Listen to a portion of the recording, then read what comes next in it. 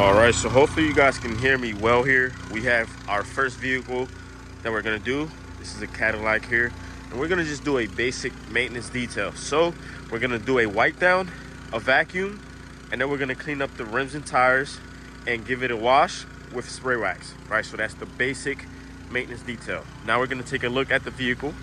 I already have my vacuum ready here. And this is a look at the car, you guys. Now this is a maintenance detail again, like I told you guys. So these cars usually don't need me to bring out brushes and stuff like that. Now I do see some stains and stuff like that on the carpet. Usually, depending on the client, I may or may not take care of that, you know, because we charge extra for stain removal and stuff like that. It's not included. But this is a yearly customer of mine that they been with me for at least a year now, so I'm gonna go ahead and just touch that up for them at no extra cost. So this car, it's not too bad, you guys. Only thing is the wheels a little dirty, but besides that, it's not terrible. It's seen way worse. So let's go ahead and knock this maintenance detail out, and then we have the husband's BMW i8 up next.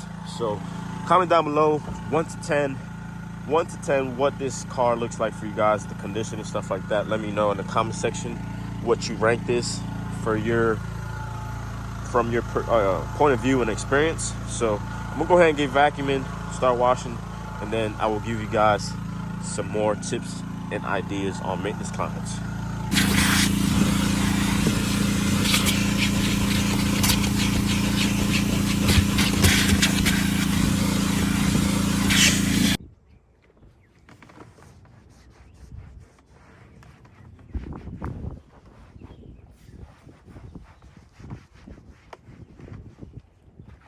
You guys, so when it comes to maintenance clients, right, you might be wondering, Brian, how do I get maintenance clients? How would I know when I have a great potential client, right, to be on a maintenance plan? Now, truthfully, what I do is just base it off what I see once I arrive to the customer's house, right? Now, keep in mind, these are all first-time customers before you actually get them on the maintenance plan, right? So the first time that you see their vehicle is a very great reason to see how they keep their vehicle, right? So for example, this client here that I'm doing now, when we first came out, you know, I immediately knew that they, for one, took care of their stuff, right?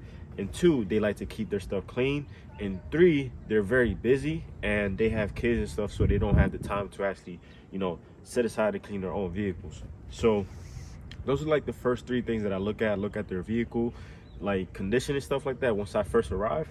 And two, I also look at their lifestyle, how they, you know, live on a day-to-day basis. Are they super busy, you know? And three, do they have kids? Or, you know, kind of like the same thing like with lifestyle, are they super busy? Do they not have the time to do it themselves? Would they rather outsource and, you know, get it done on a monthly or bi-weekly basis, right? So those are the like first three things that I would recommend you guys look out for when you get there.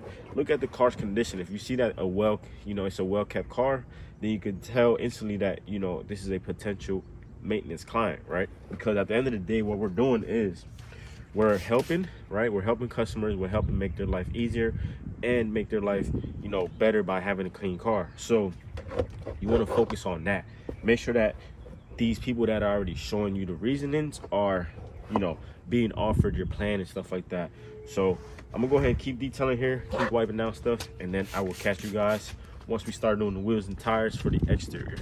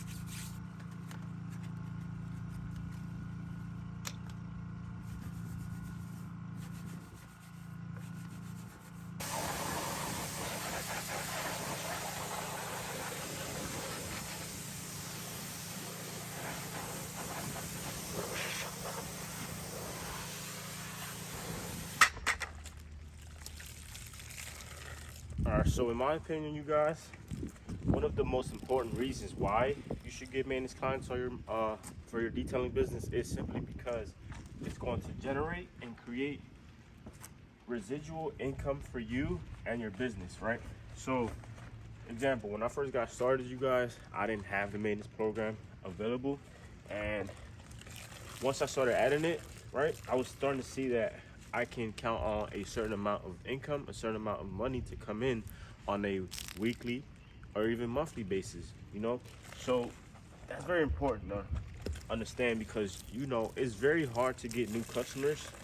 And if you're struggling to get customers and stuff like that, then I highly recommend you guys check out all of my other videos where I teach you guys and help you guys get customers for your business. But I also have a course which I also generate you and your business more clientele using website SEO. So if you want to check that out, go ahead and make sure you click down below in the links, so that way we can take you and your business to the next level. But having maintenance clients is super important, you guys, because like I mentioned, when you have a new business, or if you've been in business for a while, you know how hard it is to get new customers and stuff like that, because you don't want to always be chasing new customers every month. If you're doing that, then technically every month you're starting at zero, you know, if that makes sense. So every month you start at zero, and now you're just, you know, hoping and waiting that you have bookings coming in for the entire month. So a better approach to it would be, hey, you know, let me get 10 clients on a maintenance plan at $100 a month or whatever, and now you have at least $1,000, you know, that you're starting off every month. You know what I'm saying? Because you have those returning clients and stuff like that. So I'm gonna finish up washing the vehicle, and once I'm done with it, I'll go ahead and talk to you guys about the next tip, which I feel like is very important. So don't miss out on it. Don't skip out throughout the video. Make sure you watch the whole thing, and we'll just jump into it, man. Let me go ahead and finish up this wash.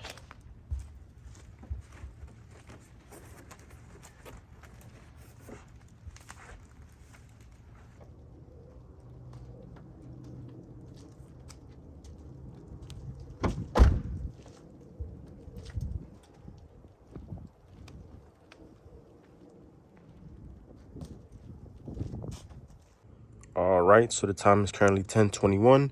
We just got done with the first detail right here. So this car wasn't in terrible condition like I showed you guys previously, and we finished it in like an hour 30 maybe. I started around like 9:10ish, you know, 10:21. So we could just say like an hour 30, just to overestimate a little bit.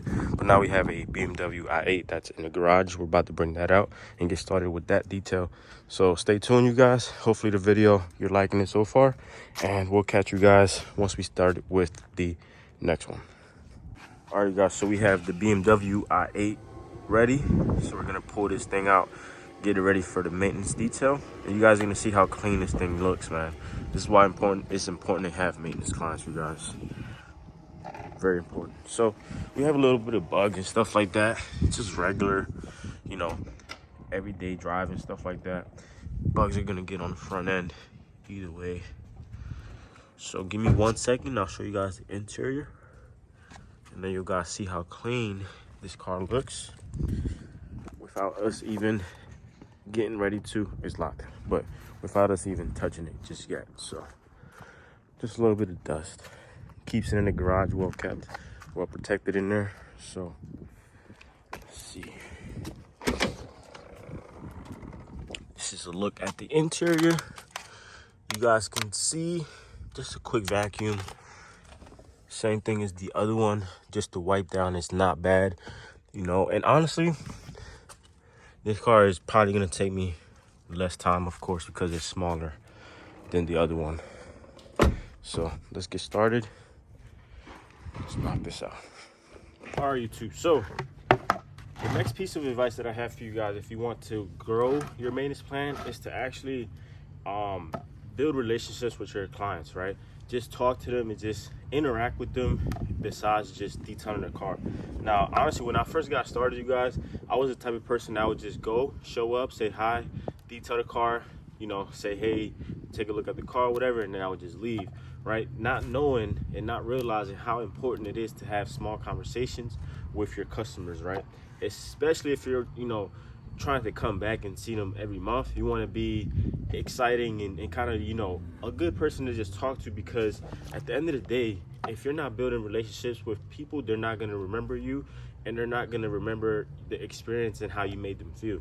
So it's just very important that you focus on building the relationships, and over time, as you do details and as you get more experience with talking to people, you'll understand what I'm saying, especially if you're new. But if you've been doing business for a while, you know exactly what I'm talking about, where, you know, you can't just show up, do the work, and leave. You know, you got to say, hey, you know, how's it going? You know, what? Ask them questions. You know, people want to talk to you. They don't want you to just detail their car. You know, they want to build their confidence with you and build the trust. You know, because at the end of the day, we're a small business. So as small businesses, people that want to support us want to make sure that they're supporting a good human being, a hard worker, a person that they know is gonna make moves and go far in life. You know, don't just detail cars and leave, you guys. You're gonna hurt yourself in the long run. Make sure you stay back for like at least 5 minutes, talk to them. I always like to ask what they do for a living, because, you know, most of the clients that are on my maintenance plan always have disposable income, and disposable income is simply meaning that they have money left over from paying all their bills, buying everything they need, and now they have a few extra $100 a month that they can use towards a luxury service like a car detail. So you need to understand your customers, build relationship with them, and it'll make your job a lot easier to start understanding which ones you can sell the maintenance plans to and which ones you can't. So let me go ahead and start washing this car. We have the BMW i8 here. I'm gonna wash it, clean up the wheels and stuff like that, and then this thing is gonna be looking brand new and clean again for our client. All right, you guys, so we just finished detailing the BMW i8. So we did a wash and wax on the exterior as well as the interior wipe down and vacuum. Time is currently 11:18.